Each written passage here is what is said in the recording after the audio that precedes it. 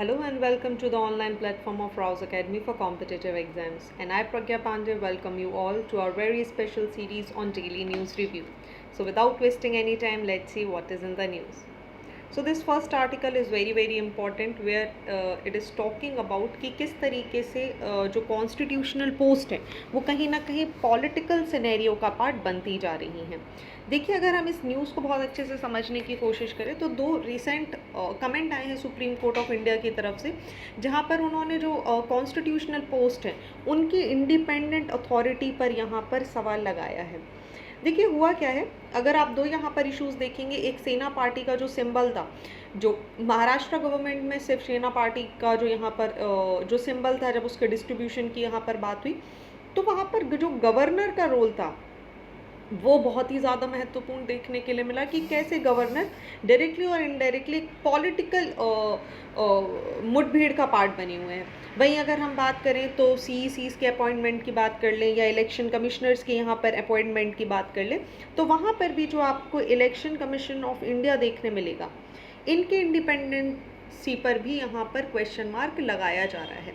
अब देखिए, एक इंडिपेंडेंट इंस्टीट्यूशन की ज़रूरत क्यों पड़ती है, तो अगर हम आर्टिकल को ध्यान से समझने की कोशिश करें तो कोई भी जो पद है जो सरकार में यहाँ पर चलाया जा रहा है, कोई भी जो डिफरेंट पार्टीज़ हैं, ताकि वो अपने पावर्स का मिसयूज़ ना करें, एक चेक एंड बैलेंस सरकार में बना रहे। हमारा जो पूरा डेमोक्रेसी है उसको एक चेक एंड बैलेंस की आवश्यकता होती है, and for that India democracy actually provided for very constitutional authority. जैसे आप बात करेंगे पब्लिक सर्विसेज कमीशन की बात कर लें, आप कैग की बात कर लें, controller auditor general of India की बात कर लें, आप इलेक्शन कमीशन ऑफ इंडिया की बात कर लें, आप फाइनेंस कमीशन की, national commission for schedule caste की बात कर लें, शेड्यूल ट्राइब्स के बारे में आप यहाँ पर बात कर लें, आप बैकवर्ड क्लासेस की बात कर लें। There are an number of constitution body जिनको यहाँ पर रिकॉग्नाइज किया गया है, जिनको यहाँ पर एक इंडिपेंडेंट इंस्टीट्यूशन के तौर पर पावर प्रोवाइड की गई है। अब अगर हम इंडिपेंडेंट कॉन्स्टिट्यूशनल बॉडी की बात करें तो इनको जो फंक्शंस और जो पावर दिए गए हैं वो किसी से यहाँ पर डर कर काम करने के लिए नहीं दिए गए हैं। बट आज की डेट में अगर आप देखेंगे तो कहीं ना कहीं जो गवर्नर्स का रोल है उसके ऊपर बहुत ज़्यादा क्वेश्चन मार्क्स लगाए जा रहे हैं कि दे आर जो ऑफिस वो होल्ड कर रहे हैं, it is a constitutional office, not the political office, तो they should also respect it. So यहीं पर ये पूरा आर्टिकल इसकी बात कर रहा है कि जब आप एक एसेंशियल एट्रीब्यूट की बात करेंगे इंडिपेंडेंस की, so it is not about being influenced by any vested interest and the ability to withstand pressure from the executive. जबकि यहाँ पर बात की जा रही है empowering the president of India to appoint all the constitution authorities. The constitution makers had kept in mind that those institution those who are independent is of a paramount importance of the country and the manners in which the independence of India, these authorities could be safeguarded from the whims of the executive itself, and that is why you will see कि इनको यहाँ पर independent रखा गया है। So before moving any further, you must also see there are so many articles also written here, बहुत ही ज़्यादा महत्वपूर्ण है, आप इन आर्टिकल्स को भी ध्यान रखेंगे। देखिए, जब इंडिया के कॉन्स्टिट्यूशन को बनाया जा रहा था तो वहाँ पे एक शब्द का इस्तेमाल किया गया, कॉन्स्टिट्यूशनल मेकर्स ने एक बहुत ही सिंपल से शब्द का इस्तेमाल किया, that such shell be appointed by the president. ठीक है, अब जैसे आप बात कर लें, आप प्राइम मिनिस्टर की बात कर लें, आर्टिकल 75 की बात कर लें, आप अटॉर्नी जनरल की बात कर लें इंडिया में, आप आर्टिकल 76 की बात कर सकते हैं, आप चेयरमैन और other members of the finance commission की बात कर लें तो आप आर्टिकल 280 की बात करेंगे। वहीं अगर आप पब्लिक सर्विस कमीशन की बात करें तो हम आर्टिकल 316 की बात करेंगे। So there are so many things जिनके बारे में यहाँ पर जिक्र किया गया है, लाइक, ठीक है, since we are already reading it, also remember जब हम आर्टिकल 315 की बात कर रहे हैं तो हम union and state public services की बात कर रहे हैं, जब हम आर्टिकल 148 की बात कर रहे हैं तब हम कैग के बारे में यहाँ पर बात कर रहे हैं, जब हम 324 के बारे में बात करें then we are talking about the election commission of India, when we are talking about the article 280 then we are talking about the finance commission of India, when we are talking about the article 338 then we are talking about the National Commission for Scheduled Caste, when we are talking about the 338A then we are talking about the National Commission for Scheduled Tribes, when we are talking about the 338B then we are talking about the backward classes. So in democracy there is a system, there is a thing about the check and balance. इसी के साथ देखिए एक और चीज़ यहाँ पर important हो जाती है कि यहाँ पे जब बात की जा रही है कि ऐसी कुछ कॉन्स्टिट्यूशनल बॉडी हैं जो जिनका अपॉइंटमेंट प्रोसेस बहुत ज़्यादा इम्पॉर्टेंट हो जाता है, और यहाँ पे एक वर्ड बहुत क्लियरली मेंशन किया जाता है which is like when you are talking about the supreme court and high court जजेस, जो डील करता है आर्टिकल 1 to 4 से, चाहे आप बात कर लें कैग के बारे में जो 148 से बात करता है, चाहे आप गवर्नर की बात कर लें जो 155 से बात करता है, यहाँ पर क्लियरली मेंशन किया गया है कि they shall be appointed by the president by warrant under his hand and seal. वहीं सिमिलर वर्ड्स हमें आर्टिकल 338B में भी देखने के लिए मिल जाते हैं। सो 338B की जब हम बात करते हैं तो इसे रिसेंटली ऐड किया गया है, याद रखिएगा, with the 102nd constitutional amendment act. So if we will see, तो एक तरीके से यहाँ पर कॉन्स्टिट्यूशनल डिबेट बन गई है। क्यों डिबेट बन गई है? आप देखेंगे कि जो अपॉइंटमेंट है कैग और गवर्नर का, वो कहीं ना कहीं एक पॉलिटिकल रोल यहाँ पर प्ले करते हुए नज़र आ रहे हैं। सो it is actually very pertinent to keep in mind that these constitution affects is the phrase जब हम बात कर रहे हैं by warrant under his hand and seal, only to refer to appointment to positions like judges, the CAG and the governors, whereas assign a special status to distinguish them from the constitutional position.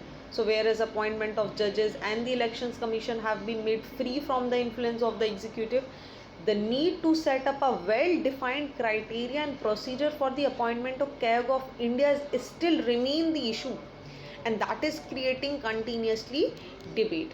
So this is something about article जब हम 148 की बात करते हैं जो कि deal कर रहा है CAG के अपॉइंटमेंट के बारे में।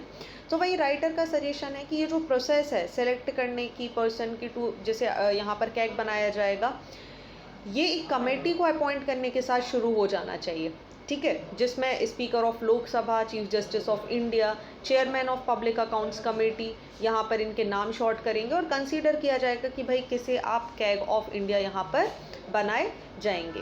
So this is something what writer is talking about. चलिए आगे बढ़ते हैं अगले आर्टिकल की तरफ।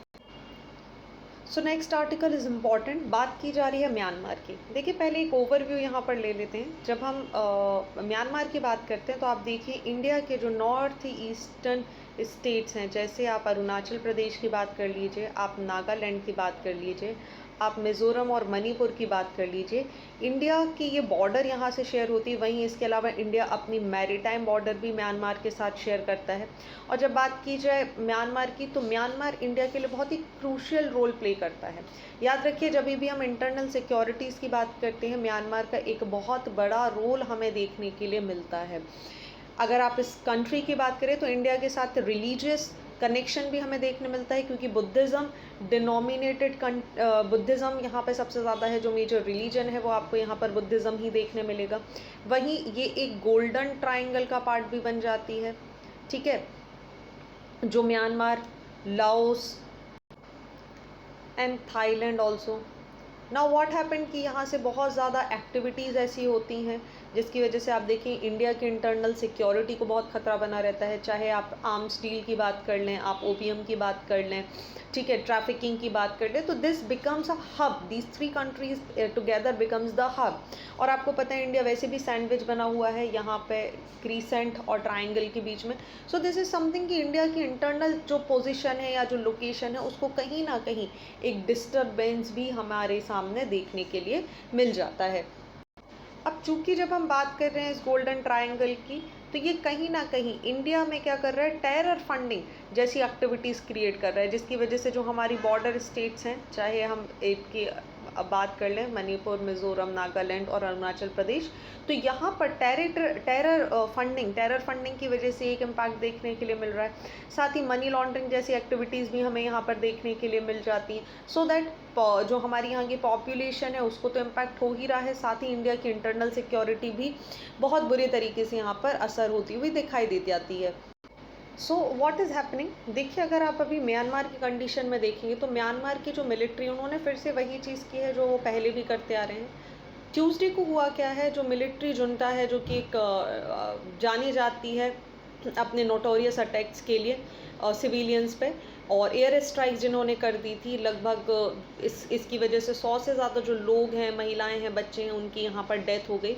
सो जो नेशनल यूनिटी गवर्नमेंट है और जो पैरेलल एडमिनिस्ट्रेशन फॉर्म है by the opposition group as well as witness and said a fighter jet and a combat helicopter bombed the gathering. So this is something very very important. Clear disproportionate. So what is NUG? NUG को याद रखिएगा, एक parallel administration है जिसे form किया गया था by the opposition group. So what NUG is doing? NUG along with its armed wing and the people defense forces, they have joined hands with the ethnic militias to oust this military. ठीक है, मतलब इन्होंने यहाँ पे चिन्स के साथ यहाँ पर हाथ मिला लिया है। सो अब मिलिट्री को यहाँ पर क्या लॉस हो गया, इनके हाथों से बहुत सारी टेरिटरीज भी जा रही हैं। ठीक है, जो मैक्सिमम जो पॉपुलिस्ट एरिया थे, रूरल या जंगल एरियाज़ के, वो इनके हाथ से जा रहे हैं, और जिसकी वजह से आप देखेंगे they are unable to recapture those lost land and it has relied on air strike to weaken the opposition, जिसकी वजह से यहाँ पे बहुत सारे लोगों की डेथ भी हो चुकी है। अब देखिए, इस पूरी उठापटक के बीच में आपको समझना होगा स्टैंड रीजनल पावर्स का।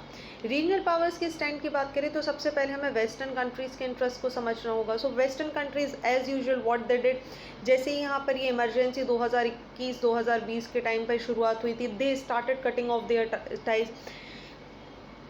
साथ ही ऑनगोइंग सिचुएशन को इन्होंने क्रिटिसाइज करना चालू किया, बहुत सारे सैंक्शंस लगा दिए गए। ऐसा करने के पीछे कारण है, इनको जो ये कारण है टैक्टिक सपोर्ट। इनको लग रहा है जो टैक्टिक सपोर्ट है जो रशिया और चाइना की वजह से जो यहाँ पर म्यांमार को प्रोवाइड किया जा रहा है, उसको यहाँ से कट ऑफ किया जाएगा। और इसी के कंडीशन में आप देखेंगे इंडिया एक न्यूट्रल स्टेटस यहाँ पर मेंटेन किए हुए है। क्यों? क्योंकि उसे अपने इंटरेस्ट को भी प्रोटेक्ट करना है। वो म्यांमार के साथ भी बॉर्डर शेयर कर रहा है, वो वेस्टर्न कंट्रीज़ के साथ डील्स भी कर रहा है। और यहीं पे एक सबसे बड़ा फेलियर निकल के आ जाता है आशियान, जो कि यहाँ पर कोई नेगोशिएशन करने में, कोई भी पीस प्लान को लाने में, उसको इम्पोज करने में पूरी तरीके से फेल होती हुई नज़र आ रही है, जिसकी वजह से आप देखेंगे तो म्यांमार की जो कंडीशन है वो बार बार ख़राब ही होती जा रही है। And now the air strike played a very crucial role here also. So I hope ये आर्टिकल आपको यहाँ तक क्लियर हो चुका होगा। चलिए अगले आर्टिकल की तरफ मूव करते हैं, जहाँ बात की जा रही है निसार सैटेलाइट की। बात की जा रही है साइंस एंड टेक की। निसार सैटेलाइट देखिए बार बार न्यूज़ में आते ही रहता है। ये सिर्फ प्रीलिम्स नहीं, mains of point of view से भी बहुत ज़्यादा इंपॉर्टेंट है। देखिए होने क्या वाला है, अब रिसेंटली जो निसार सैटेलाइट है जिसे जॉइंटली डेवलप किया गया था, आपको पता है किस किस के द्वारा, इसरो और नासा के द्वारा। ये फाइनली क्या करने वाला है, जो हमारा अर्थक्वेक प्रोन रीजन है हिमालय का, उन्हें यहाँ पर आइडेंटिफाई करेगा। और इस डेटा की मदद से जो यहाँ आइडेंटिफिकेशन किए जाएंगे सेस्मिक जोन्स की, वो कहीं ना कहीं कहाँ पे लैंड सब्सिडेंस हो रहा है, क्या कंडीशन है, जोशीमठ में ऐसी सिचुएशन क्यों हुई, इन सारी बातों का जो आंसर है वो यहाँ से मिलने वाला है। ठीक है, जब हम सेस्मिक जोन की बात करते हैं तो आपको पता है इंडिया की जो प्लेट है ये जाके किससे टकरा रही है, यूरेशियन प्लेट से टकरा रही है, जिसकी वजह से आप देखेंगे जो सेस्मिक एक्टिविटीज़ हैं वो कंटिन्यू चल रही हैं। लगातार फोल्ड्स की सिचुएशन क्रिएट हो रही है, जिसकी वजह से हमें इस तरीके के माउंटेन्स यहाँ पर दिखाई दे रहे हैं। तो चलिए समझ लेते हैं निसार मिशन के बारे में, जो ज़्यादा महत्वपूर्ण हो जाता है। देखिए अगर हम निसार की यहाँ पर बात करें तो सबसे पहले आपको समझना होगा, so N stands for NASA, I stands for ISRO, ठीक है, और बाकी का जो SAR है it stands for synthetic aperture radar. ये इसके बारे में यहाँ पर बात की जा रही है। तो ये अपने आप में एक पहला रडार है जो कि स्पेस में एक सिंथेटिकली अर्थ का मैप यहाँ पर ये क्रिएट करेगा बाय यूजिंग 2 डिफरेंट फ्रीक्वेंसीज, जो हैं L band frequencies and S band frequency, to measure the changes in our planet surface less than a centimetre across. चलिए निसार की अगर हम बात करें तो देखिए 2014 को US और इंडियन एजेंसीज, जो स्पेस एजेंसीज हैं, नासा और इसरो ने मिलकर इसे डेवलप किया गया, और इसको एक्सपेक्ट किया, इसको यहाँ पर जो पोलर ऑर्बिट्स में है, नियर पोलर ऑर्बिट के पास इसे सेटल करने की बात भी की जा रही है। ये ऑपरेट करेगा कम से कम 3 साल के लिए, क्योंकि ये कैसा है, एक लियो ऑब्जर्वेटरी के रूप में काम करेगा and this will map the entire globe just in 12 days. अगर हम इसकी खासियत की बात करें, as we have already discussed कि यहाँ पर आपको दो कंडीशन देखने मिल रही हैं। ये एक 2800 किलोमीटर सैटेलाइट है जो कंसिस्ट कर रही है एल बैंड और S band synthetic aperture radar को, एक instrument which will make it dual frequency imaging radar satellite. It will provide the L band radar, GPS, high capacity solid state recorder, ठीक है। साथ ही इसका जो पेलोड है वो यहाँ पर बहुत ज़्यादा देखने के लिए मिलेगा। So this is something which is very very important. साथ ही यहाँ पर इसको लॉन्च किया जाने वाला है GSLV की मदद से, तो इसकी जो पॉसिबिलिटी है, जो सक्सेस है, वो बहुत ही ज़्यादा देखने के लिए मिल जाएगी। अब देखिए बेनिफिट क्या होने वाले हैं। देखिए पहले तो अर्थ साइंस के लिए जो डेटा है वो बहुत आसानी से मिल जाएगा। अर्थ का सरफेस क्या है, वो कैसे चेंज हो रहा है, नेचुरल हजार्ड्स क्या हैं, इकोसिस्टम क्या है, सेस्मिक जोन्स की कंडीशन कैसी, उसका एक पूरा मैप हमें मिलेगा, जिसकी वजह से हमें जो डिज़ास्टर मैनेजमेंट है इसको कंट्रोल करने में बहुत ज़्यादा आसानी होगी। So that will be having idea about tsunamis, earthquake, volcanic eruption, ठीक है। और एक हम बहुत ही स्पीडी रिस्पॉन्स यहाँ पर कर पाएंगे। एग्रीकल्चर में ये बहुत ज़्यादा हेल्प करेगा क्योंकि हमें पता चलेगा कि क्रॉप की ग्रोथ किस तरीके से हो रही है, सॉइल मॉइस्चर की कंडीशन क्या है, ड्रॉट की कंडीशन क्या है, and along with that we can maintain the agriculture as well as the food security. Climate change के बारे में हमें इससे आइडिया मिल जाएगा कि जो सीज़ हैं उनकी मेल्टिंग यहाँ पर किस तरीके से हो रही है, ठीक है, या फिर जो ग्लोबल वार्मिंग की हम बात कर रहे हैं वो किस तरीके से बढ़ रहा है, वो किस तरीके से इम्पैक्ट कर रहा है। So there are so many things जो हमारे लिए यहाँ पर काम आने वाली हैं, ठीक है। अब since we discussed about the L band and S band, तो let's understand that thing also कि ये एल बैंड और एस बैंड होता क्या है। देखिए जब हम एल बैंड की बात करते हैं तो ये रेडियो फ्रिक्वेंसी की वो रेंज है that lies between 1 and 2 gigahertz, ठीक है, इसी को ही एल बैंड बोला जाता है। सो वहीं अगर हम एस बैंड की बात करें तो ये माइक्रोवेव बैंड्स होती हैं which spans frequency between 2 to 4 gigahertz. अब हमने बोला कि भाई यहाँ पर क्या होने वाला है, एल बैंड और एस बैंड दोनों का यूज़ किया जाएगा, जिसकी वजह से एक डुअल रडार सिस्टम की तरह ये काम करेगा। सो जो भी डेटा हमें मिलने वाला है वो आपको एक radio frequency wave, microwave band दोनों की फ्रिक्वेंसीज़ के थ्रू एक बहुत ही एक्यूरेट डेटा यहाँ पर मिलेगा। चलिए नेक्स्ट आर्टिकल के बारे में बात करते हैं, जहां बात की जा रही है डब्बा ट्रेडिंग की। देखिए इंपॉर्टेंट टर्म्स हो जाती हैं, इकोनॉमी के पॉइंट ऑफ व्यू से बहुत इंपॉर्टेंट है, ऐसे टर्म्स हमें पता होना चाहिए। रिसेंटली हो क्या रहा है, जो डब्बा ट्रेडिंग है उस पर NSE लगाम लगाने की कोशिश कर रही है।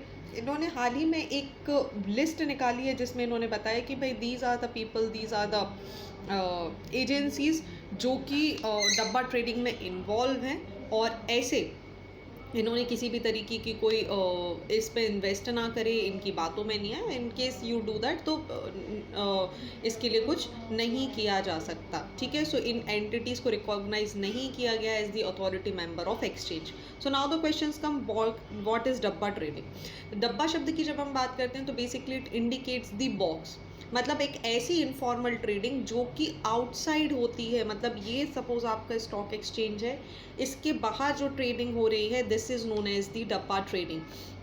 नॉट अलोन दिस, यहाँ पर याद रखिए कि ट्रेडर्स क्या करते हैं, ये बैट लगाते हैं किसी भी स्टॉक प्राइस के मूवमेंट पे, ठीक है, without incurring a real transaction to trade physical ownership of a particular trade, ठीक है, जैसे कि कहाँ पर होती है, एक्सचेंज में होती है। तो सिंपल वर्ड्स में हम बोलें कि ये एक तरीके की गैम्बलिंग है, ठीक है, जो स्टॉक प्राइस के आसपास की जाती है। तो मान के चलिए एक एग्जांपल से यहाँ पर समझते हैं, ये बोल रहे हैं कि सपोज़ आपने क्या करा है, किसी भी स्टॉक के प्राइस पर यहाँ पर आपने बेट लगाई है। मान के चलिए जो स्टॉक का प्राइस है वो 1000 रुपीज़ है और आपने प्राइस लगाई है कि ये प्राइस कहाँ तक जाएगा, 1500 तक जाएगा। सो जब ये 1500 तक जाएगा so what you will do, you will gain those 500 rupees. लेकिन अगर यहीं पर आप समझिए, if the point this price falls to 900, the investor would have to pay the difference to the डब्बा ब्रोकर। सो ये समझिए कि यहाँ पर हो क्या रहा है, इस तरीके की जो ट्रेड्स हो रहे हैं इनका प्राइमरी पर्पस क्या है कि भाई जो चेक एंड बैलेंस होते हैं, जो रेगुलेटरी मैकेनिज्म होते हैं, उनके परव्यू से यहाँ पर बाहर रहना, ताकि वो किसी भी तरीके के मैकेनिज्म का पार्ट ना बन सके। साथ ही ये फैसिलिटेट कर देता है एक तरीके की इनफॉर्मल रिकॉर्ड, ठीक है, जैसे आप जैसे कच्चा बोला जाता है ना, सौदा बोला जाता है, चालान, डीडीज, इन सब की अगर आप बात कर लेंगे तो जितने भी ये जो फैसिलिटीज़ हैं आपको इसके बाहर देखने के लिए मिल जाएंगी। मतलब एक ऐसी जगह जहाँ पर किसी भी ट्रेडिंग का कोई प्रूफ आपको देखने के लिए नहीं मिलेगा। So now the questions come, why there is a question, या ये कैसे प्रॉब्लमेटिक बन रहे हैं। तो देखिए, दो कंडीशन समझिए। पहली बात तो जब इनके चेक एंड बैलेंस, इनके अमाउंट का कोई एक हिसाब किताब नहीं होता, उसकी वजह से ये जो टैक्सेशन है उसके परव्यू से बाहर रहते हैं। तो ये ना ही तो आप देखेंगे कमोडिटी ट्रांजैक्शन टैक्स भरते हैं ये, ठीक है, ना ही ये सिक्योरिटी टैक्स, ट्रांजैक्शन टैक्स यहाँ पर भरते हैं। इसकी वजह से इनका कोई भी रिकॉर्ड नहीं होता। So we have no idea how much money they have, ठीक है, एक्सचेंज कितना हो रहा है। तो इसी की वजह से ये जो पूरा बैंकिंग सिस्टम है उसके रडार से बाहर आ जाते हैं। अलॉन्ग विद आप ये देखेंगे तो यहाँ पर डिफ़ॉल्ट पेइंग इन्वेस्टर की सिचुएशन भी क्रिएट हो सकती है, क्योंकि ये सारी की सारी जो एक्टिविटी हैं यहाँ पर कोई भी ऑडिटेबल रिकॉर्ड हमें नहीं देखने मिलता। इसकी वजह से एक और कंडीशन हमें देखने के लिए मिल सकती है, which is the black money का कंडीशन हमें यहाँ पर देखने के लिए मिल सकता है, जो कहीं ना कहीं एक इकोनॉमिक लॉस का कारण भी हमें बनता हुआ नज़र आता है। So this is something which is very very important, जो आपको पता होना चाहिए, ठीक है। साथ ही आप याद रखेंगे डब्बा ट्रेडिंग को रिकॉग्नाइज किया गया था एक offence under the section 23 clause 1 of the security contract regulation act SCRA which is 1956, और उसी की वजह से माना जाता है अगर कोई इस तरीके की गतिविधि करते हुए पकड़ा जाएगा तो उसको यहाँ पे इम्प्रिजनमेंट भी किया जा सकता है, और लॉन्ग टर्म एक्सटेंडिंग के लिए उसको 10 साल तक की सज़ा और 25 करोड़ रुपए तक का फाइन ऐसे व्यक्तियों पर लगाया जा सकता है। So this is the term of the day जो आपको यहाँ पर पता होना चाहिए। चलिए, तो आज के लिए बस इतना ही। आई होप ये सारे के सारे आर्टिकल आपको यहाँ पर क्लियर हो गए होंगे। In case you find any kind of difficulty, be free to message us, to comment us on the comment section. साथ ही आप ब्राउज अकेडमी के टेलीग्राम चैनल पर भी हमें मैसेज कर सकते हैं। सो आज के लिए बस इतना ही। Thank you for watching this video. Do not forget to hit like button, comment your valuable feedback and also press the subscribe button to never miss any updates. Thank you and see you soon.